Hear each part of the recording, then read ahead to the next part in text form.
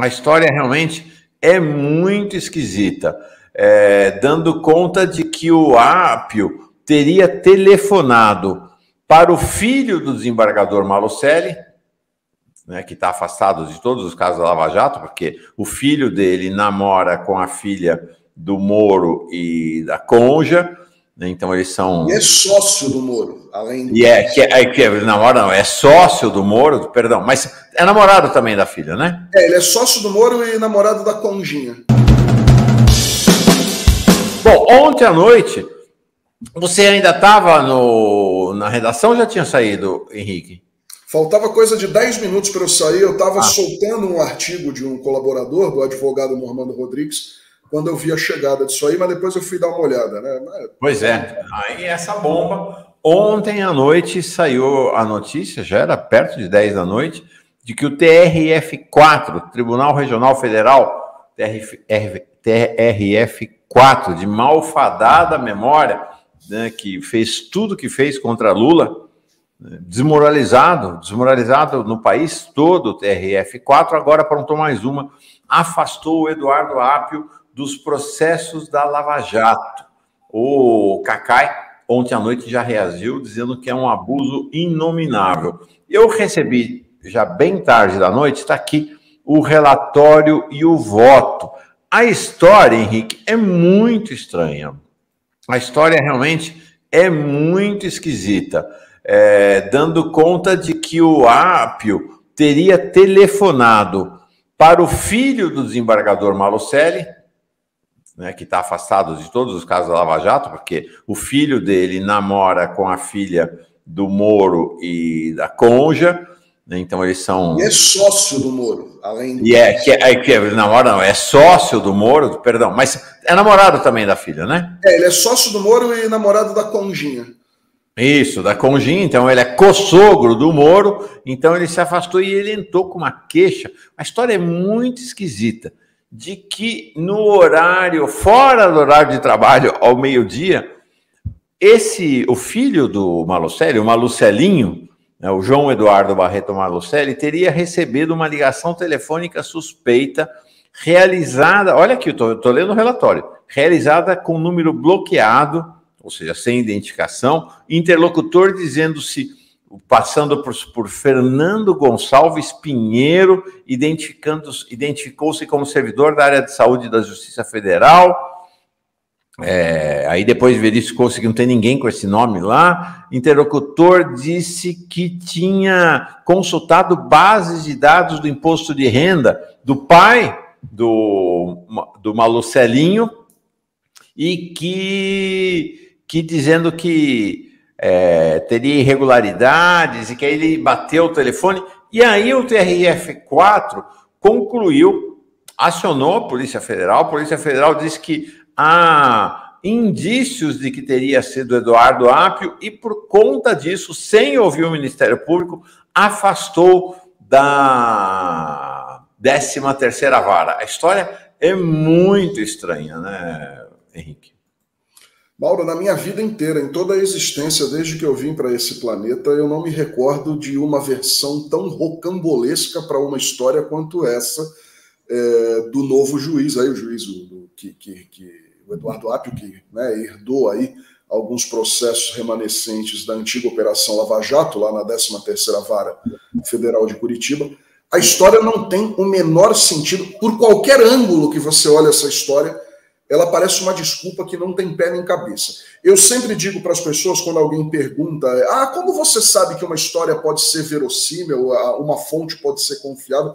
A primeira coisa, antes de tudo, é você checar se as coisas fazem sentido, antes de qualquer coisa. Primeira coisa, por que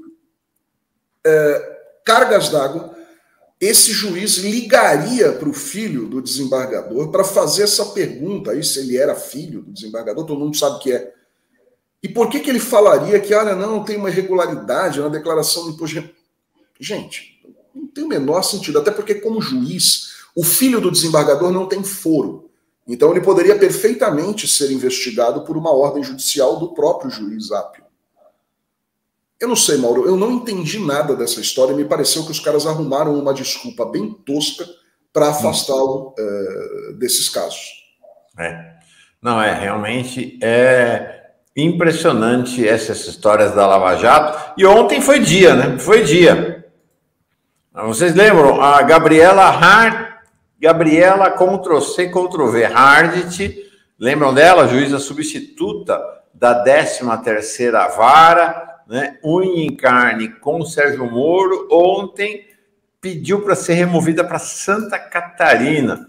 Tem coisa, o chão está se mexendo lá em Curitiba, né? Tem coisa acontecendo lá em Curitiba. Ela pediu para sair, então não será mais a substituta da 13ª Vara.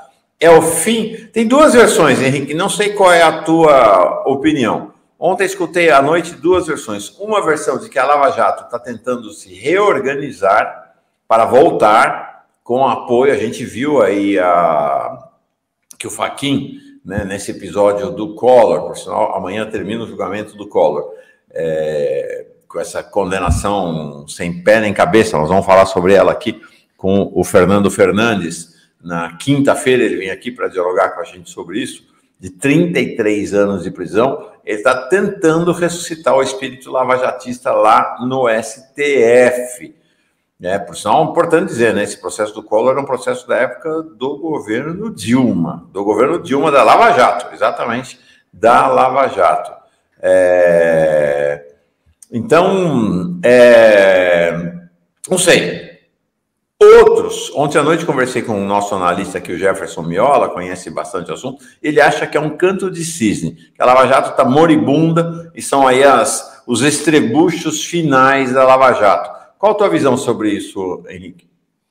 Mauro, eu tendo a acreditar, de um modo geral, claro, não estou falando especificamente desse caso aí da remoção do juiz Apio, mas no contexto geral eu tendo a acreditar na primeira versão, e ontem à noite, inclusive, conversava isso com alguns amigos, porque a cassação do Deltan Dallagnol e esse processo que já está na esteira para se cassar também o senador Sérgio Moro, parece que mexeu com a base das coisas, e a Lava Jato quer mostrar que ainda está viva e não é só memória na cabeça aí das falanges reacionárias brasileiras. Então, ocorre a cassação do Deltan, está na esteira a cassação do Moro, e, de repente, surgem condenações com penas absolutamente desproporcionais, como é o caso da condenação do ex-presidente e ex-senador Fernando Collor. Quem está encabeçando essa condenação é o mais lavajatista dos ministros do STF, né, o Fachin. Vem aí na sequência esse afastamento do juiz Apio lá da 13ª Vara Federal de Curitiba, com essa alegação muito doida, assinada pelo TRF4, que é o Tribunal Regional Federal mais reacionário e plenamente lavajatista do judiciário brasileiro. Agora essa saída de cena da Gabriela Hardt, enfim, eu tendo a acreditar que os caras querem de qualquer forma forçar uma ressuscitação desses desmandos e aí da história, né, da Lava Jato. Toda ela muito estranha, realmente toda ela muito estranha. Eu acho que é isso, né? Acho que pode ser as duas coisas, né? Você tem a Lava Jato se desfazendo, né? A derrota da cassação do Deltan Dinheirol é uma derrota duríssima para a Lava Jato, né? É uma derrota duríssima para o lavajatismo, assim como a provável cassação do Sérgio Moro por Caixa 2 na campanha. Mas é isso, o espírito lavajatista é muito mais do que o Moro, ou o Malucelli, ou o Deltan. O espírito lavajatista é um espírito punitivista da elite, de boa parte da elite, das classes dominantes incrustadas no judiciário, que enxergam o punitivismo como uma maneira de controlar a sociedade. Né? Então, esse espírito está aí, tá por aí no judiciário, tá por aí no Ministério Público. É um tema do Brasil, né?